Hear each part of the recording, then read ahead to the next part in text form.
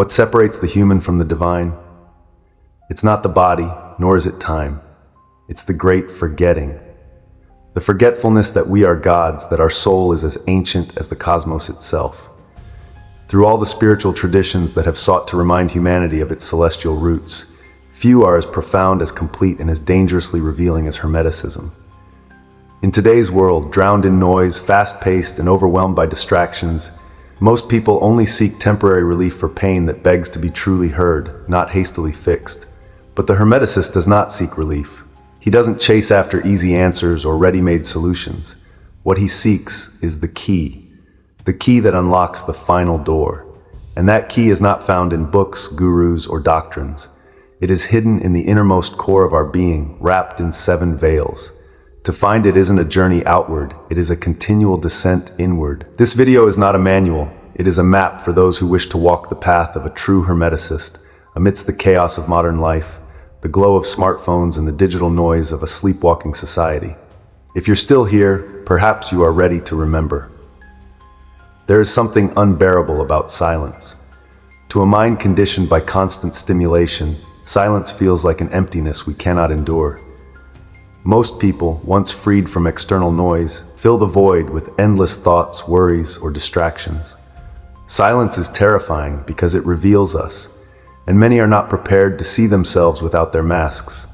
But silence is not emptiness, it is presence. It is a fertile ground where everything true can sprout. In Hermetic traditions, silence is more than just a virtue. It is a spiritual technology. It is a science of inner listening. In the temples of ancient Egypt, the first trial wasn't the acquisition of knowledge, it was the mastery of absence. Initiates entered into darkness and silence, and from this void their connection to the invisible world began to awaken. As the Book of the Dead taught, the silence of the heart is the dwelling place of the gods. Hermes Trismegistus, master of masters, understood silence as the womb of the Logos, the matrix from which the creative word is born. Before anything can be spoken, it must first be heard. And that hearing can only happen in the purity of silence. Modern science may hesitate before the invisible, but it is beginning to glimpse the depth of this ancient practice. Research from the University of Helsinki found that just 2 minutes of complete silence is enough to activate brain areas involved in emotional processing and sensory integration, more so than long periods of music. Silence reorganizes the mind. But the Hermeticist isn't satisfied with surface-level silence. He seeks not just the silence of the environment, but the silence of the mind. And deeper still, the silence of the identity. That silence which emerges when there is no longer an I trying to control, interpret, or understand. The silence in which the being surrenders to the flow of the all. As the Corpus Hermeticum states, renounce the word if you wish to hear the divine word. This isn't metaphor, it's direct instruction. Higher intuition, the voice of God or gnosis, cannot be heard while the mind is filled with itself. To live as a Hermeticist in the modern world requires the deliberate creation of spaces of silence, not to escape but to commune, not as a passive retreat, but as a powerful invocation of the real. Silence becomes not just a practice, but a laboratory for refining consciousness. It is within this stillness that the alchemist begins to distill the dense vapors of the ego, until only the essence remains, clear, formless, nameless. Meditation, when practiced in the Hermetic light, is not an exercise in forceful concentration, but an offering of pure attention. The goal isn't to silence the mind by willpower, it is to listen beyond it. As Plotinus, direct heir to the Hermetic lineage through the Neoplatonic tradition, said, the mind must become blind to see with the light of the soul. In Hermetic practice, silence is the first step of ritual. No force is invoked, no sigil drawn, no sacred name uttered, unless the space has been silenced, inside and out. Because the word only carries power when it is birthed from a pure womb. The modern Hermeticist, even within the humdrum of city life, cultivates this silence, not as a habit but as a sacred rite. He wakes before the crowd, not to be productive, but to listen.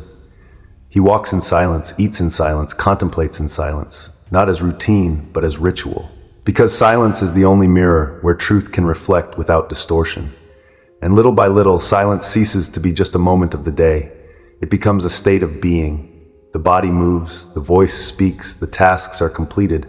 But within all that, silence remains, a still center amidst the whirlwinds of the world. Without it, all spiritual seeking is just noise in disguise. But with it, even the simplest actions, drinking a glass of water, gazing at the sky, washing the dishes, become sacred. Silence is not the opposite of the word, it is its cradle.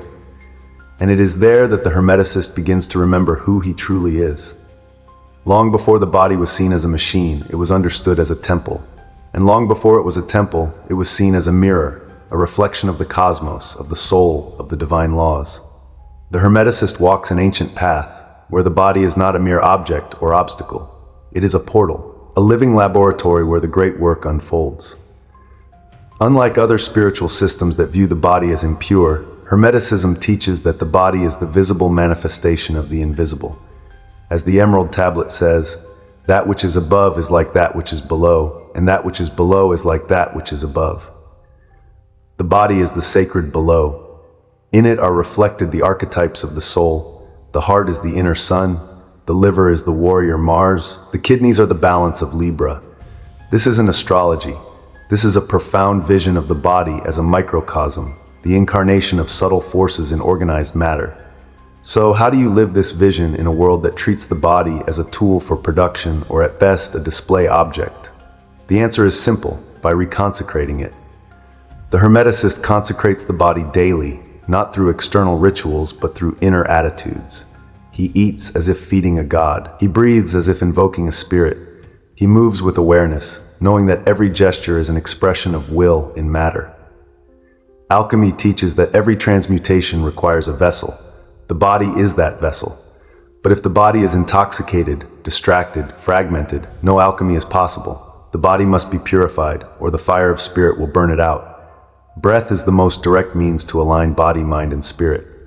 It is the breath of the all within us. By breathing deeply, consciously, and with attention, we open subtle channels that had previously atrophied. In ancient Hermetic rituals, breath preceded all invocation because it establishes the field. It is the first step toward transmutation. The body, then, is the hidden laboratory where eternal elements merge. Earth in the bones, water in the blood, fire in the impulse of life, and air in the breath, which connects the visible and the invisible. Ether, the silent consciousness, sustains the unity between all. To understand the body as a temple is to understand that everything we put into it is an offering. Every feeling, every action is a sacred ritual. There is no spirituality separate from flesh. There is no transcendence without conscious incarnation. Hermes Trismegistus reminds us all is one, and that oneness first reveals itself in the body, this temporary vessel, this clay temple, which, when purified, can hold the wine of the gods. The modern Hermeticist walks this path, not seeking escape from life, but to transfigure it. Thank you for watching.